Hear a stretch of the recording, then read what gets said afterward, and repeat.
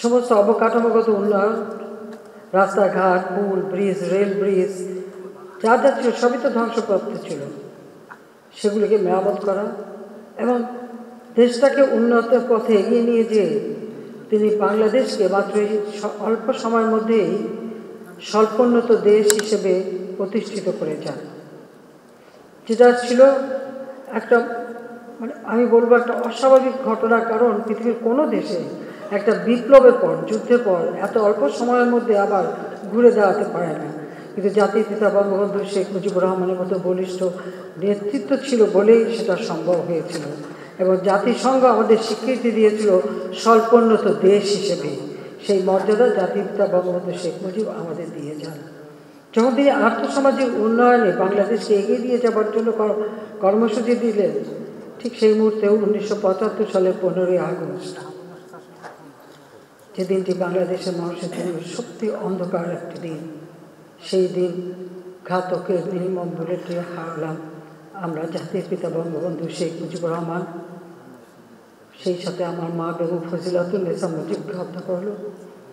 হত্যা করলো আমার ছোট 3 ভাই, মুক্তিযোদ্ধা ক্যাপ্টেন শেখ কামাল, মুক্তিযোদ্ধা লেফটেন্যান্ট শেখ জামাল এবং আমার ছোট্ট ভাইটি যার বয়স ছিল মাত্র 10 বছরের।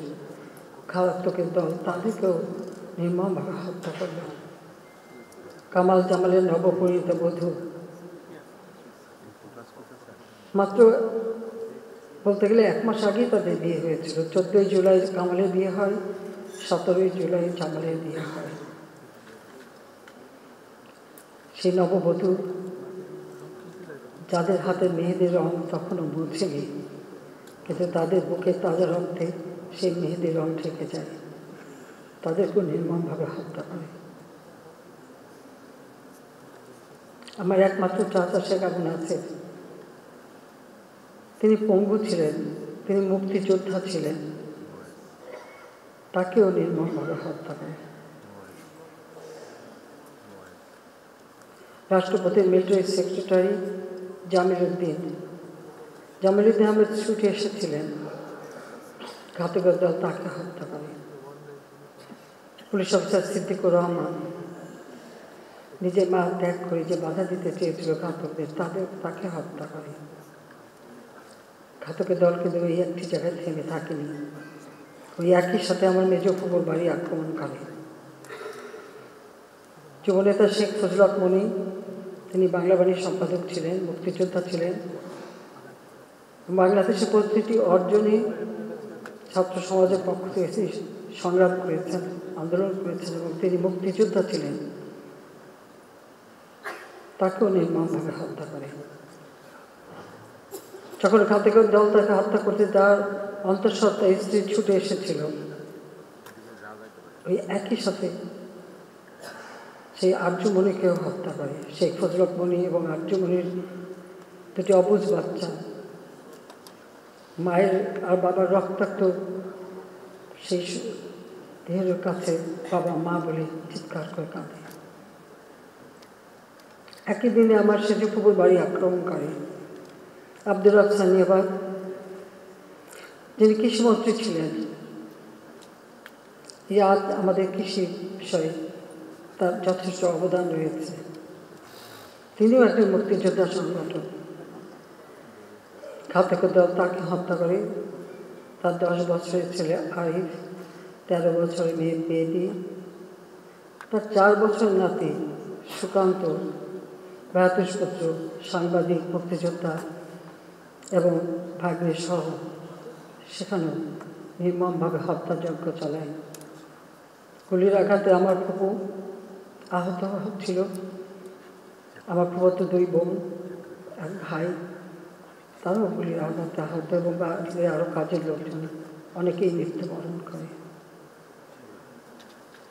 15ই আগস্ট ওই 32 নম্বর বাড়ি আক্রমণ করতে যেয়ে ঘাতকের দল যে গোলা ছুঁড়েছিল তাতে মোহাম্মদপুরে কয়েকটি বাড়িতে সেই গোলা পড়ে, 32 নম্বর বাড়িতে না পড়ে, আর সেখানে কয়েকজন মানুষ নিহত হয় এবং আহত হয়।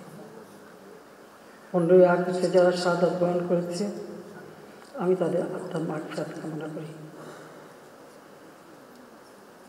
সবথেকে কষ্টের বিষয় হলো যেখানে তেমন কোনো ইস্যুই ছিল না, যে কোটা আমি সম্পূর্ণভাবে আমি সেটা বাতিল করে দিয়েছিলাম। হাইকোর্টের রায় সেটা আবার যখন পুনর্বার নিয়ে আসা হয় সরকারের পক্ষ থেকে আমরা আপিল করি, আপিল বিভাগ সেটা সেই হাইকোর্টের রায় স্থগিত করে দিয়ে পূর্ণাঙ্গ শুনানির তারিখ নির্দিষ্ট করে দেয়। কাজে আবার সেই কোটা ফিরে আসে, যে কোটা আর থাকবে না। আমার জারিকৃত প্রজ্ঞাপনটাই আবার কার্যকর হয়। দুঃখের বিষয়, সেই সময় আন্দোলন করতে যেখানে আন্দোলন প্রতিটি দাবি কিন্তু মেনে নেওয়া হয়েছিল, মূল দাবি কোটার সংস্কার। আবার উচ্চ আদালত অ্যাপিলেট ডিভিশন থেকে সেটা রায়ও দিয়ে দেওয়া হয়, কিন্তু তারপরেও এই আন্দোলনের নামে যে সমস্ত ঘটনা ঘটেছে, ধ্বংসাত্মক কাজ করেছে, তারপর অনেকগুলি প্রাণ ঝরে গেছে। আমি কোনোদিন ভাবতে পারিনি যে এই সময় এই ধরনের একটা অবস্থার সৃষ্টি হবে, আর সেখানে এতগুলি তাজা প্রাণ যাবে। কারণ স্বজন হারা বেদনা নিয়ে আমি বেঁচে আছি। আমি জানি একজন আপনজন হারালে কি কষ্ট হয়, মানুষ একটা শোক সইতে পারে না। আর আমি তো গোটা পরিবার, আমি আর আমার রেহানা এবং আমরা যারা 15 আগস্ট আপনজন হারিয়েছি, আমরা তো সবাইকে হারিয়ে আছি। তারপরে তো সে হারাবার বেদনা নিয়ে ফিরে এসেছিলাম বাংলাদেশে, যে বাংলাদেশে তখন আমার বাবার ঘাতকরা ক্ষমতায়, যুদ্ধ অপরাধী যারা আমাদের মা বোনকে ধরে দিয়ে ওই পাকিস্তানি হানাদার বাহিনীর তাদের ক্যাম্পে তুলে দিয়েছে, গণহত্যা চালিয়েছে, অগ্নিসংযোগ করেছে, গ্রামের পর গ্রাম জ্বালিয়ে পুড়ে ছরছর করে দিয়েছে, লুটপাট করেছে। তারাই তখন ক্ষমতায় ফিরে এসেছে 15 আগস্ট জাতিপিতার হত্যার পর। 6 বছর দেশে আসতে পারিনি, বিদেশে রিফিউজি হিসেবেই আমাদের থাকতে হয়েছে। আমার ছোটো বোনের পাসপোর্টটাও যারা ক্ষমতা এসেছিল দেয়নি, রিনিউ করতে দেয়নি। 6 বছর পর বাংলাদেশ আওয়ামী লীগ আমাকে যখন সবার প্রতি নির্বাচিত করে ফিরে আসি, আমি ফিরে এসে বাংলাদেশের এমন কোনো অঞ্চল নেই, প্রত্যন্ত অঞ্চল আমি ভ্রমণ করি। কোন দেশের এলাকার মানুষ,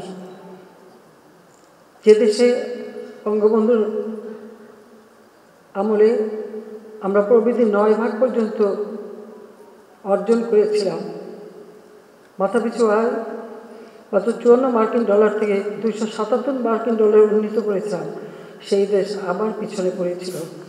আবার হাহাকার, দুর্ভিক্ষ প্রতিনিয়ত দেখেছি। তারপরে যখন 21 বছর পর সরকার এসেছি, মন প্রাণ দিয়ে চেষ্টা করেছি বাংলাদেশের মানুষের ভাগ্য পরিবর্তন করতে।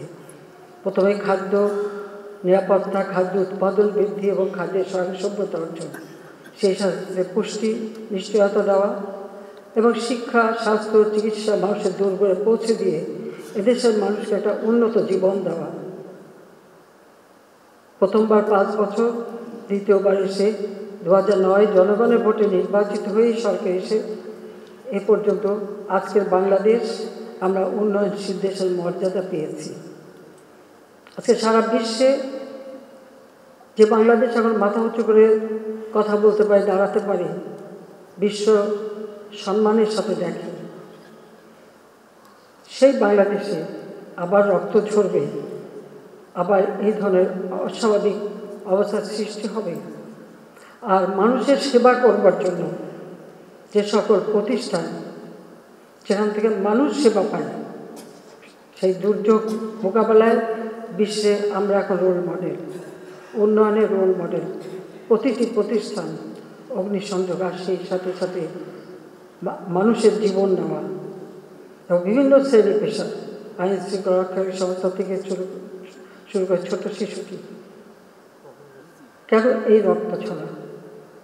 আজকে যাদের আমরা হারিয়েছি, আমি তাদের আত্মার মাগফিরাত কামনা করি। আর যারা আপনজন হারিয়েছে তাদের প্রতি আমার সহমর্মিতা জানাই। যারা আমি নিজে দেখেছি এখনও বহুত, কালকে একটা ছোট শিশুকে পর্যন্ত দেখলাম। এটা অত্যন্ত কষ্টকর। আমি জানি না অপরাধটা কি ছিল আমাদের, যে ইস্যুটা নেই সেটা নিয়ে আন্দোলনের নামে এই ধ্বংসাত্মক কার্যকলাপগুলি, দেশের অর্জনকে নষ্ট করা, আন্তর্জাতিকভাবে বাংলাদেশের ভাবমূর্তি নষ্ট করা, কে কি অর্জন করলো সেটাই আমার প্রশ্ন।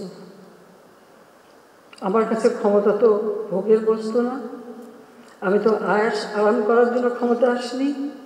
আমি দিন রাত অক্লান্ত পরিশ্রম করেছি বাংলাদেশটাকে একটু উন্নত করতে, এবং সেটা আমি সফলভাবে করতে পেরেছি। আজকে বাংলাদেশ বিশ্ব উন্নয়নের রোল মডেল, সেই মর্যাদাটাকে কেন নষ্ট করা হলো সেটা বিচারের ভার আমি আপনাদের কাছে, দেশবাসীর কাছেই দিচ্ছি।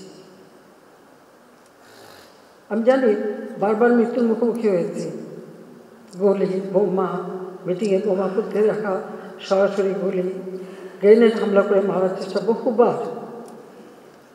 বহুবার আমাকে এই পরিস্থিতিতে পড়তে হয়েছে 81 সালে বাংলাদেশে আসার পর।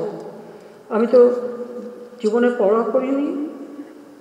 দেশের জন্য কাজ করতে হবে, দেশের মানুষের ভাগ্য পরিবর্তন করতে হবে, দারিদ্রের হাত থেকে দেশকে মুক্ত করতে হবে। একটি মানুষও ভূমিহীন গৃহহীন থাকবে না, তাদের বিনা পয়সায় ঘর দিতে হবে, চিকিৎসা সেবা তাদের দোরগোড়ায় পৌঁছে দিয়ে তাদেরকে বিনা পয়সায় চিকিৎসার ব্যবস্থা করে দেওয়া, শিক্ষায় প্রত্যেকটা পরিবারকে সহায়তা, বৃত্তি, উপবৃত্তি দিয়ে সহযোগিতা করা, উচ্চশিক্ষার সুযোগ সৃষ্টি করা, অবকাঠামোগত উন্নয়নে আজকে বাংলাদেশের প্রত্যেকটা মানুষ চলাচলের সুবিধা পেয়েছে, আর্থিক সচ্ছলতা অর্জন করতে পারছে, তাদের উৎপাদিত পণ্য বাজারজাত করার সুযোগ পাচ্ছে। তো সেই সময় এই ধরনের একটা ঘটনা ঘটিয়ে একদিকে বাংলাদেশের উন্নয়নকে পিছনে ফেলা, আর একদিকে কতগুলি মায়ের কোল খালি করা। যারা স্বজন হারিয়েছে তাদের প্রতি আমার সহমর্মিতা জানাই। আর এই বিষয়ে ইতিমধ্যেই আমরা জুডিশিয়াল কমিটি গঠন করে দিয়েছি, কারণ দাবির অপেক্ষা আমি রাখিনি। আমি তার আগেই জুডিশিয়াল কমিটি করে দিয়ে, এবং আজকে আবার আমি নির্দেশ দিয়েছি, আমরা একজন জজ সাহেবকে দিয়ে করেছিলাম, সেখানে আমি বলেছি আরও 2 জন জজ সাহেব দিয়ে, আরও 2 জন লোকবল বৃদ্ধি করে দিয়ে, এবং তার তদন্তের পরিধি বাড়ানো। সেই সঙ্গে আমরা জাতিসংঘের কাছে আবেদন করেছি যে আমরা আন্তর্জাতিকভাবে বিভিন্ন সংস্থা আছে, বিশেষ করে বিদেশে, তাদের কাছে আমরা সহযোগিতা চাই যে এই ঘটনার যথাযথ সুষ্ঠু তদন্ত, এবং যারা এর সঙ্গে দোষী তাদের সাজার ব্যবস্থা। কারণ আমি জানি যেখানে আমার কোনো ঘাটতি ছিল না, যারা বসেছিল আমি বারবার আলোচনা, তাদের দাবি মানা, সব থেকে আর যার দাবি মানব কি, যেটা আমি করে দিয়েছি সেটাই তো, এটা তো আমারই করা, ইস্যুটা তো আমারই, আমিও আপিল করা হয়েছে অ্যাপিলের ডিভিশনে। তারপরে এই যে একটা ঘটনা ঘটিয়ে গোলাবাড়িতে মার স্বীকার করে দেশকে পিছনে টেনে নেওয়ার এই চক্রান্তে যারা জড়িত, সেটা আপনাদের খুঁজে বের করা উচিত। ওই 71-এ যারা পাকিস্তানি হামলাদার বাহিনীর দোষক ছিল, তাদের চক্রান্ত বারবার আমাদের দেশকে পিছিয়ে নিয়ে গেছে। এটা হচ্ছে সবথেকে কষ্টের, সবথেকে দুঃখের। যাক, আমি যেহেতু স্বজন হারিয়েছি, আমি জানি কষ্ট, তাই আমি যারা আপনজন হারিয়েছেন তাদের প্রতি আমার সহমর্মিতা জানাচ্ছি।